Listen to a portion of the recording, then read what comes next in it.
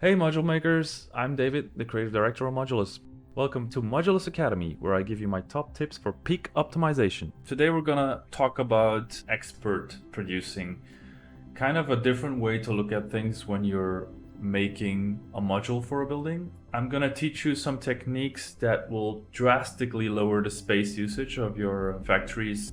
Some of these things include something I've coined sushi roll cutting, assembling floating parts, and just in general thinking about how you can combine things before doing more operations on it. So the general concept I'm gonna try to explain to you in this video is basically the more voxels you can manipulate in one operator, the less operators you need. So that's something to keep in mind when watching this video. So let's jump on in. So for this video, I've decided I want to make this module right here, which is a module, if I'm not mistaken, is used in the Lumite reactor building. So we're just zooming in on this module for now. And I'm gonna first show you, as always, a not so efficient setup that I think a lot of players start out with. And although it's efficient, it still uses a lot of space. So let me break down to you on how I think a lot of people will tackle this challenge at first. Please do mind that I've unlocked the max speed in this save, so your speed might be slower if you conveyor belts,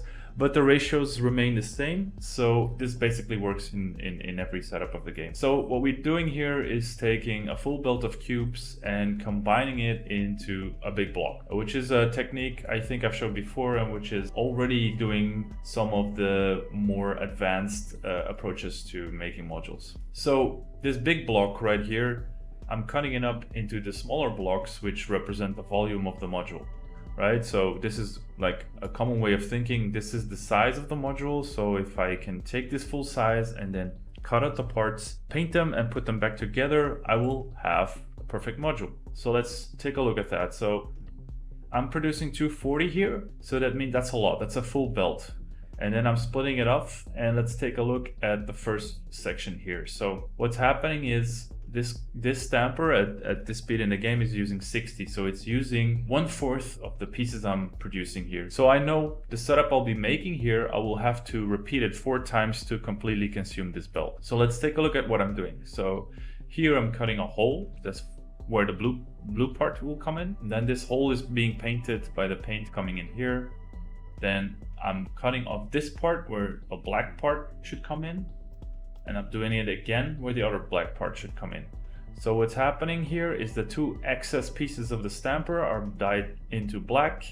Then I start combining the first one with this base piece, and then combining the second one with this base piece, and then later on combining the blue painted cube to put it in the middle. So right now I have the module, everything's efficient, great, and I'm producing 60 per minute of this module because it's exactly the same volume coming out as the one that's coming in. So I know now, okay, this setup produces 60, I do that times 4, and I have a 240 per minute module coming out, right? So that's basically the equivalent of 1 cube, which makes sense because I am also putting in 240 cubes per minute here. This is already a great setup for a beginner for sure, because this is completely efficient, completely using all the resources I'm putting in and making a full belt of the intended module at the end.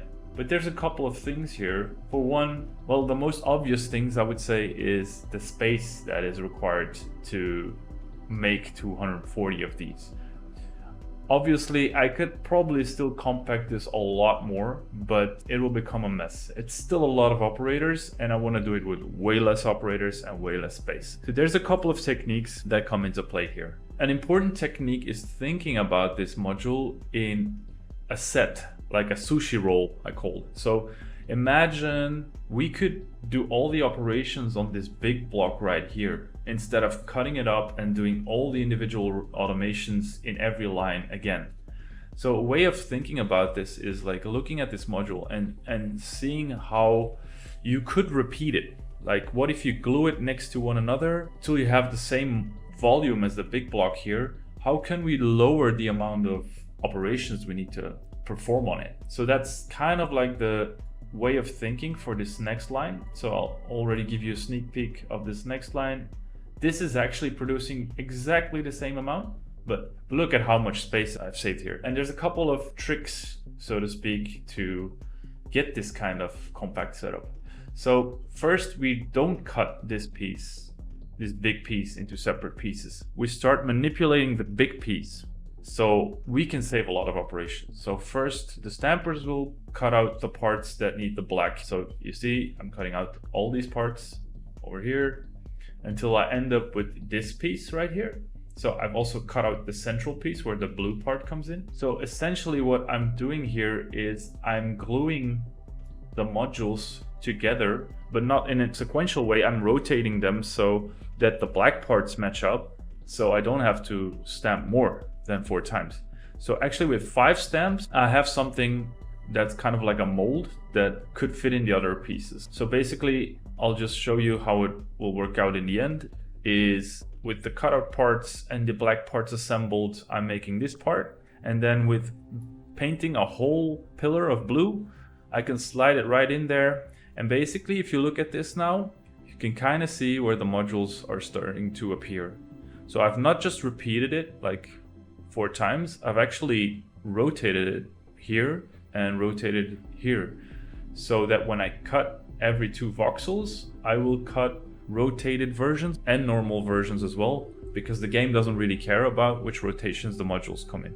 That's kind of a nice way to look at it, because if I hadn't rotated it here, I would have to stamp the black part out more because it wouldn't be 2 connected black voxels. So that's kind of like what the output will be, and then with just 1 operation cuts this whole block into 4 available modules. So there's 60 of those coming in and 240 of those coming out. See here, that's what I was talking about earlier. They rotated, but it doesn't really matter because they still count as a module. So they're exactly the same, just in a different rotation. So that's kind of the way of like getting a very compact setup by thinking about how you can combine the modules into a bigger block that requires less operation. So yeah, I can go over the specific steps here to make sense of it all. So these 2 operations here are just stamping out the black parts, which I'm then combining into something that will become black again, and then assemble it again later in the production line. So this is already something new as well for some players. I think this is kind of like assembling floating modules, I call it, where you basically don't have to worry about the fact that they're not stuck to each other. So you can just combine something that you can then later combine in one go, instead of trying to put these individual parts into the other block. If that makes sense. So this is happening twice, this one and this one. And then these 2 here are going into this one, which I'm again using the floating modules trick to combine them even further. And then, only then, I will use a monotoner to make them black. So that saves me a lot of steps. If I would have to use a monotoner for each individual part, I would have to use 4 monotoners. In this case, by assembling floating pieces, I can just use 1 monotoner and then stick it right in there here. So these 2 pieces here on the left side will perfectly be combinable into this bigger block. And then the same kind of goes for the paint. So I've stamped out 1 big piece here in the middle, and I can paint it in one go. So that basically means I'm using 4 times less paint in this setup than this setup. This also neatly goes into there, and then as I showed before, we just cut it in 4 pieces, 60 per minute coming in, 240 modules per minute coming out.